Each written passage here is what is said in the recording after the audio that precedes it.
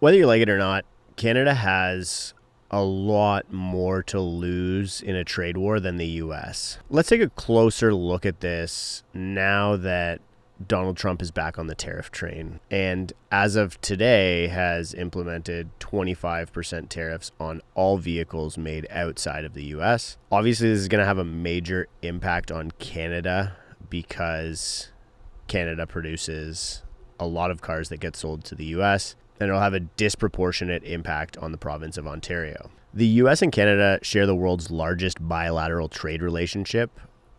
But what happens when this relationship becomes strained? First, let's talk about the scale of trade. Picture this. Over $1 trillion in annual trade and investment flows between these two nations. But here's the kicker. While this might sound like a balanced relationship, the numbers tell a bit of a different story. So you can see this map here, which admittedly, these are maps from 2017 data, the last time we dealt with this, and I'm going to get into that.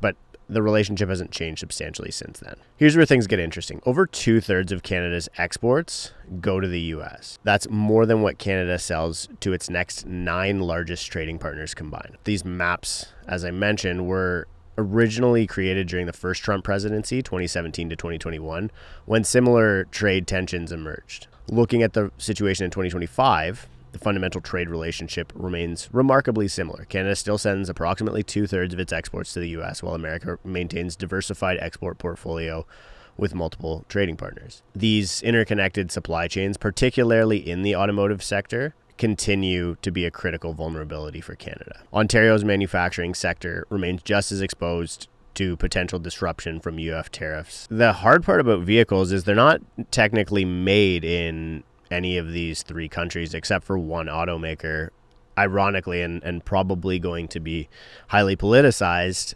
Tesla.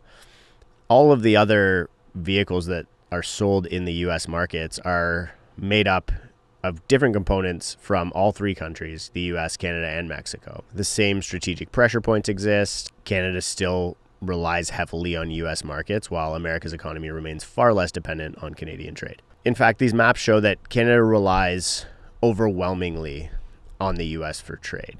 You can see a significant amount of trade going to the US and a very small amount of trade going to other partners around the world. And a lot of this is just geography. It's a lot easier to just push goods across the border than it is to ship them to far away places. Logistically, the costs are significantly less.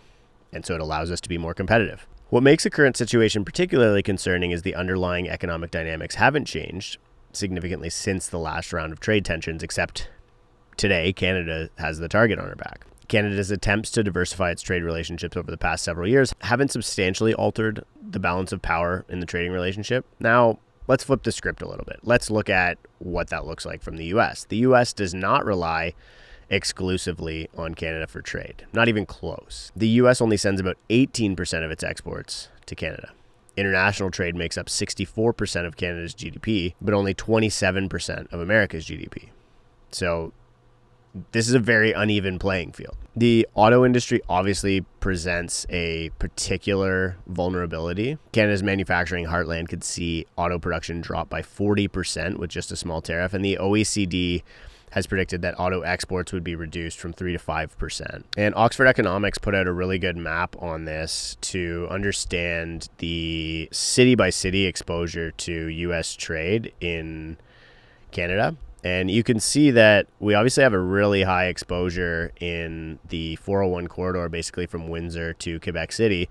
A lot of this takes place in the manufacturing, especially the auto manufacturing sector. I think there are other ways, especially in an election in Canada right now, that Canada could push back without triggering a new chapter in the trade war, as mentioned by economist David Rosenberg, would be to a massive cut in the top marginal tax rates. He mentions taking a feather out of Ireland's cap to make Canada a global tax haven, one that would not just prevent existing capital flight. We're seeing a lot of wealth leaving Canada, but also trigger an investment boom, a lot of wealth coming back into Canada. And it would really hit the U.S. where it hurts. We know that it's important for Donald Trump to be repatriating a lot of this wealth. That seems to be one of his big objectives right now. So again, in this high stakes economic chess game, and we know that a lot of folks think that Donald Trump's playing 4D chess, maybe 60 now at this point with this new move. Ontario, Canada's manufacturing heartland, could see auto production drop, as we mentioned.